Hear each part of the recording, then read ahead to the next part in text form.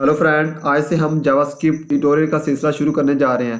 तो आज देखेंगे हमारे पास आज के दौर में जावास्क्रिप्ट को बहुत ज़्यादा फेमस है और इसको बहुत ज़्यादा प्रायोरिटी दी जाती है बाकी लैंग्वेज की निस्बत। और इसको ये प्रायोरिटी और ये फेमस क्यों है इतनी, क्योंकि अगर हम मोबाइल की एप्लीकेशन की बात करें, वेब डेवलपमेंट की बात करें या डेस्कटॉप की बात करें तो वहाँ पर जावास्क्रिप्ट ही बहुत ज़्यादा यूज़ हो रही है। और एनिमेशन अगर हमने किसी डायनेमिकली अपडेटिंग करनी है, कंटेंट चेंज करना है, डायनेमिकली कंट्रोल मीडिया हमने कुछ करना है या एनिमेटिंग इमेज करनी है, क्योंकि आज के दौर में जो हमारे पास वेबसाइटें हमारे पास आ रही हैं तो उसमें एनिमेशन का बहुत ज़्यादा रोल अकर हो रहा है, क्योंकि यूज़र की अटेंशन को अचीव करने के लिए एनिमेशन बहुत ज़्यादा यूज़ की जा रही है। तो हम जावास्क्रिप्ट के ज़रिए एनिमेशन इजीली लगा सकते हैं और बहुत ही अलग किस्म की लगा सकते हैं।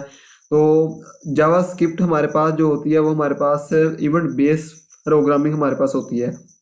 अब इवेंट बेस हमारे पास प्रोग्रामिंग हमारे पास क्या होती है कि अगर देखिए हमारे पास यूज़र HTML के एलिमेंट पर जाकर क्लिक करे तो जैसे ही हमारी वेबसाइट पर, फ़र्ज़ करें हमारी वेबसाइट है, कोई बटन है, वेबसाइट पर कोई बटन लगा हुआ या लिंक है, जैसे ही वो किसी लिंक पर या बटन पर क्लिक करे तो हम चाहते हैं कि हमारा बैकग्राउंड कलर चेंज हो जाए या कोई मैसेज शो हो या कोई पॉपअप आ जाए। तो इस तरह के इवेंट जो हम अपनी वेबसाइट पर अक्कर करते हैं, यानी कि यूज़र के इस्तेमाल के लिए, इंफॉर्मेशन के लिए, या यूज़र माउस ओवर करे किसी HTML एलिमेंट पर, या माउस आउट करे या कोई की डाउन करे या जब की को प्रेस करे या जब की को वो अप कर रहा हो, तो उस वक्त हम यूज़र को कोई मैसेज देना चाहते हैं या अपनी वेबसाइट पर कोई इवेंट अक्कर करना चाहते हैं, या हम कोई अपनी इवेंट बेस पर हम कोई डिज़ाइन करना चाहते हैं या कोई फॉर्म अपीयर करना चाहते हैं या पेज अपीयर करना चाहते हैं, लिंक पर ये सारी चीज़ें हो रही होंगी। तो इस वजह से हम कहते हैं कि जो जावास्क्रिप्ट है वो हमारे पास इवेंट बेस प्रोग्रामिंग, क्योंकि हम जितना भी काम करेंगे जावास्क्रिप्ट में वो सारा का सारा इवेंट पर अक्कर होगा, इवेंट पर हम काम कर रहे होंगे। अगर हम देखें कि हम जावास्क्रिप्ट को सीखकर किन किन चीज़ों पर काम कर सकते हैं, तो हम जावास्क्रिप्ट को सीखकर वेब डेवलपमेंट पर काम कर सकते हैं। तो उसमें अगर हम देखें वेब डेवलपमेंट, हम jQuery जो इसकी लाइब्रेरी है वो हमारे लिए जावास्क्रिप्ट को सीखना हमारे लिए ईजी कर सकती है, ईजी हो जाता है। और अगर हमने डायनेमिकली मैनिपुलेशन करनी है वो हम इजीली कर सकते हैं। तो एंगुलर जेएस पर हम काम कर सकते हैं, रिएक्ट पर काम कर सकते हैं। आज के दौर में रिएक्ट बहुत ज़्यादा यूज़ हो रहा है, एंगुलर बहुत ज़्यादा यूज़ हो रहा है, और हम नोड जेएस पर काम कर सकते हैं। ये भी बहुत ज़्यादा फेमस हमारे पास फ्रेमवर्क का बहुत ज़्यादा यूज़ हो रहा है। न्यू जेएस पर हम काम कर सकते हैं। और अगर हम डेस्कटॉप की बात करें तो इलेक्ट्रॉन जेएस हम सीखकर वेबसाइट डेस्कटॉप की जो एप्लीकेशन है वो हम बना सकते हैं।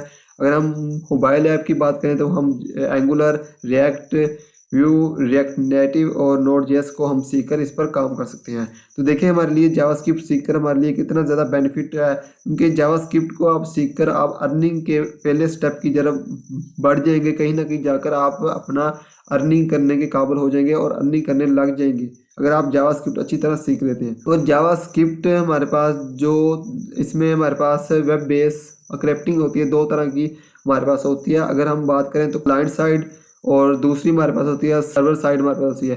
सर्वर साइड की हम पहले बात कर लेते हैं। उसमें हमारे पास PHP आ जाती है, .NET आ जाती है और पाइथन आ जाती है।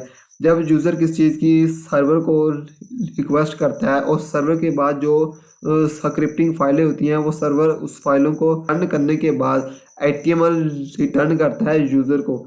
और जो हमारे पास अलाइंट बेस हमारे पास स्क्रिप्ट होती है उसमें ये होता है कि जो सर्वर होता है वो देखता है कि मेरे पास स्क्रिप्टिंग जो फाइलें पड़ी होती है वो सारी की सारी फाइलें उठाकर यूज़र के जो ब्राउज़र होता है उस पर डाल देता है। जब वो उस पर डाल देता है, जो ब्राउज़र होता है वो उसको रन करता है और रन करने के बाद जो हमें आउटपुट चाहिए होती है वो हमें आउटपुट मिल जाती है। तो ये इसमें हमारे पास डिफरेंट आता है क्लाइंट बेस स्क्रिप्ट में और सर्वर साइड स्क्रिप्ट में। क्लाइंट साइड जो स्क्रिप्ट होती है उसमें हमारे पास VB स्क्रिप्ट आ जाती है और जावा स्क्रिप्ट आ जाती है। और उसके बाद जो हमारे पास है, हमें कौन कौन से सॉफ्टवेयर हमें चाहिए होंगे जावास्क्रिप्ट पर काम करने के लिए, तो HTML एडिटर की बात करें तो हमारे पास नोटपैड आ जाता है, नोटपैड प्लस प्लस आ जाता है, VS कोड आ जाता है, सबलाइम आ जाता है और आटम आ जाता है। जो हम काम करेंगे तो हम VS कोड पर काम करेंगे। और उसके बाद हमारे पास ब्राउज़र आ जाता है कि हमें कौन कौन सा ब्राउज़र चाहिए होगा। तो मैं आपको जो रिकमेंड करूँगा वो यही है कि आप गूगल क्रोम कर लें या मोज़िला कर लें।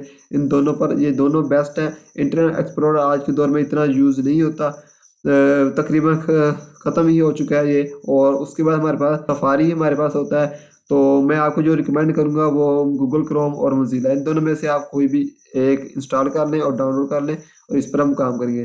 तो अगर आपको ये वीडियो अच्छी लगी हो तो लाइक करें, शेयर करें और चैनल को सब्सक्राइब करें। हमारे साथ जुड़े रहें ताकि आपको जावास्क्रिप्ट की आने वाली तमाम वीडियो आपके साथ शेयर हम कर सकें।